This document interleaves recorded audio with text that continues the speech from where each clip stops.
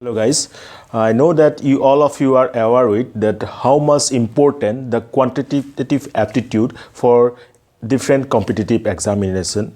Okay, either it is GATE, either it is NET, JRF, or it is SLET, or any banking examination, or say your public service commission examination. So in any type of examination, this quantitative aptitude becomes a major part.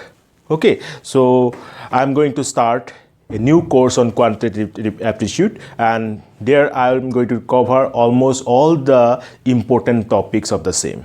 Okay, so guys, we tune to it, and so that if you subscribe this channel and press the bell icon, and you will get notified about the new lecture I'm going to release on this particular quantitative aptitude. Okay guys, I hope you will enjoy this course. So the lecture 1 is coming soon. Maybe you will find today itself. Okay, so see you in the lecture number 1 of the quantitative aptitude. Bye.